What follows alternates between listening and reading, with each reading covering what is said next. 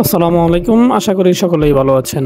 ভারত মহাসাগরের গা ঘেঁষে বাংলাদেশের দিকে এগিয়ে আসছে একটি শক্তিশালী যুদ্ধজাহাজ। জাহাজের ডেকে সারি সারি ক্ষেপণাস্ত্র। ঠিক তখনই দিল্লিতে জরুরি বৈঠক। বাংলাদেশে ঢুকছে পাকিস্তানের মিসাইলধারী যুদ্ধজাহাজ। এটা কি সামরিক সহযোগিতা নাকি দক্ষিণ এশিয়ার নতুন পাওয়ার গেম চেঞ্জার? আর কেন মোদী সরকার হঠাৎ টেনশনে? গত কয়েক সপ্তাহে বাংলাদেশ পাকিস্তান নৌ সম্পর্ক নিয়ে আশঙ্কাজনকভাবে বাড়ছে গুঞ্জন। বিশেষ করে পাকিস্তান নৌবাহিনীর একটি মিসাইল ক্যারিয়ার ফ্রিগেট বা করভেট বাংলাদেশ সফরে আসছে। এই খবর প্রকাশের পর ভারতের নীতি নির্ধারকরা চরম অস্বস্তিতে ভুগছেন। তাহলে কি বাংলাদেশ পাকিস্তান সম্পর্ক নতুন মাত্রায় ঢুকছে? আজ পুরো বিষয়টি খোলাসা করব। ভিডিওটি শেষ পর্যন্ত আমাদের সাথেই থাকুন।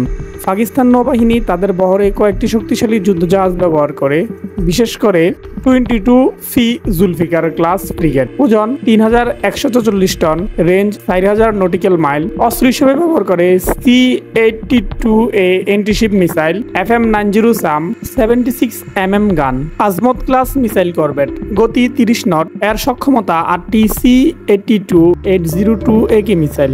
ছোট কিন্তু ভয়ঙ্কর স্ট্রাইক প্ল্যাটফর্ম। বর্তমানে যে যুদ্ধজাহাজটি বাংলাদেশে ডকিং এর অনুমতি পাচ্ছে বলে সংবাদ ছড়িয়েছে, সেটি আমজাদ ক্লাস বা F-22 ফি যে কোনো একটি হতে পারে। অধিকাংশ মিডিয়ার রিপোর্ট বলছে এই জাহাজটি সৌজন্য সফরে আসবে।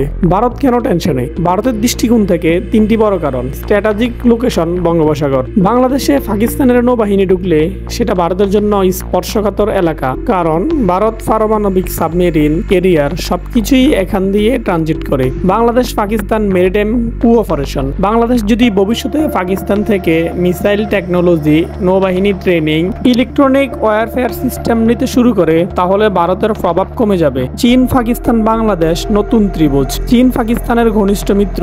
বাংলাদেশ ও নৌবাহিনীতে চীনের বড় আগ্রহ। ভারত মনে করছে এটি হয়তো নতুন আঞ্চলিক ব্যালেন্স তৈরি করবে। বাংলাদেশ কেন অনুমতি দিল? অনেকেই ভাবছেন বাংলাদেশ পাকিস্তানের দিকে ঝুঁকছে, কিন্তু বাস্তবতা ভিন্ন। এটি আন্তর্জাতিক নৌ কূটনীতিক অংশ।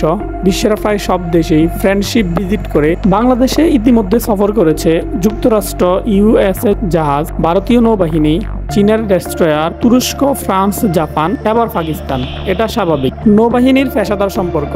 বাংলাদেশ নেভি সব দেশের সাথে সম্পর্ক বাড়াচ্ছে যাতে training, maritime security, war game সব ক্ষেত্রেই দক্ষতা বাড়ে। যুদ্ধজাহাজ সফর মানে জাহাজ দেখা, সিস্টেম শিখা, নেভাল অপারেশনাল অভিজ্ঞতা সবই বাড়ে। এই সফর কি সামরিক জোটের ইঙ্গিত? বাংলাদেশের পররাষ্ট্রনীতি খুব পরিষ্কার। সবার সাথে বন্ধুতা, কারো সাথে বৈরিতা নয়। বাংলাদেশ কোনো জোটে ঢুকছে না, এটি শুধু নৌ কূটনীতি। তবে ভারতকে চাপের মধ্যে রাখার প্রভাব অবশ্যই থাকবে, কারণ পাকিস্তানের জাহাজ এলে ভারতকে শুনতে হবে বাংলাদেশের ভূরাজনৈতিক স্বাধীনতা আছে, দিল্লির অনুমতি লাগে না। এটাই ভারতের প্রাকৃতিক অস্থিরতার জায়গা। ভবিষ্যতে কি হতে পারে?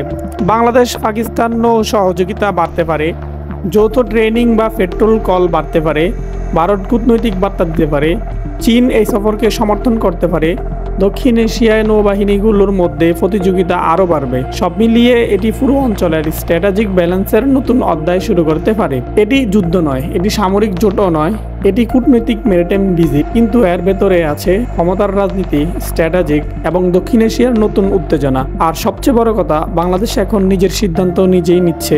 এটাই কিছু দেশ সহ্য করতে পারে না। আমাদের ভিডিওটি ভালো লাগলে লাইক দিন, কমেন্টে আপনার মতামত জানান, চ্যানেলটি সাবস্ক্রাইব করে পাশে থাকা বেল আইকনটি বাজিয়ে রাখুন। দেখা হবে পরবর্তী ভিডিওতে। ততক্ষণ পর্যন্ত ভালো থাকুন, সুস্থ থাকুন। আল্লাহ হাফেজ।